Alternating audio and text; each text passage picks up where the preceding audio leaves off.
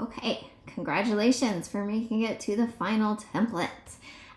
This is actually the one that I had had in my head for months that prompted me to even make this set of templates for you. I have been posting color palette inspiration to my blog for over 10 years. I have hundreds of color palette combinations, just things that have inspired me over the years. And I thought, doing this little swatch over a background inspiration photo would be a great way to tag brands in your feed, as well as just share your work in kind of a more creative way. So here is the final product. You have a picture of a room that might have used a specific paint color, and then a swatch of that paint color, and then you're naming it as well as the brand. So let's get to here. All right, let's take a look at the layers real quick to see what's happening. I have the image on the bottom. I have a slightly transparent black overlay again, which is already locked. I have this little shape under the actual color swatch. Then I have a text box, and then I have this transparent text using your title font that is pretty subtle, but it's over here in the right margin. All right, so first off, I'm going to move this up like I usually do, just to have quicker access to this photo frame. I'm gonna go over to uploads. I'm gonna find my photo, and I'm gonna bring it in.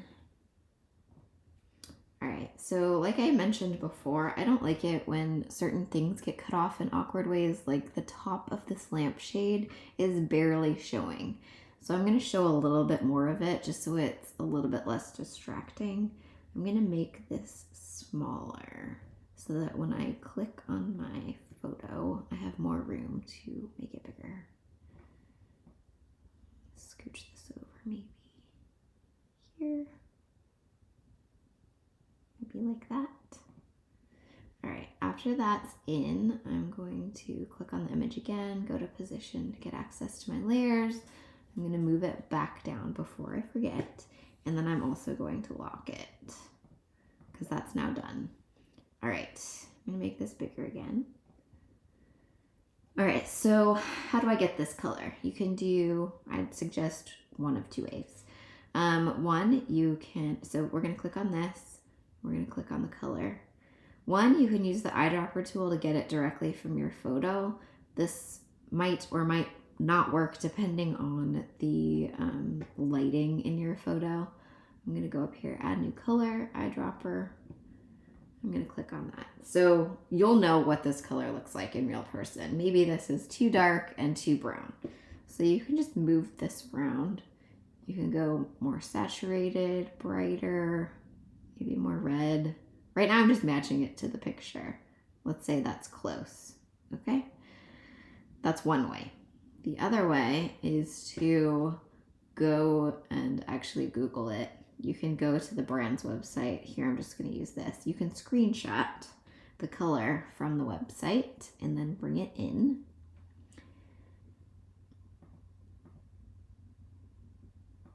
All right, here's my screenshotted image. I'm gonna click once to bring it in. Then I am going to, so see how this color is now in here?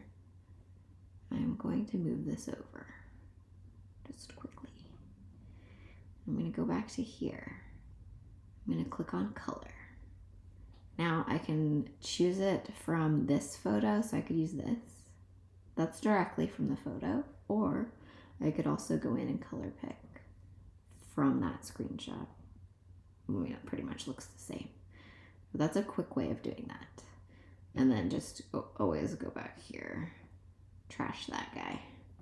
But then you have this photo that, or this color that might be a little bit more accurate than just color dropping, since this photo is so dark back here.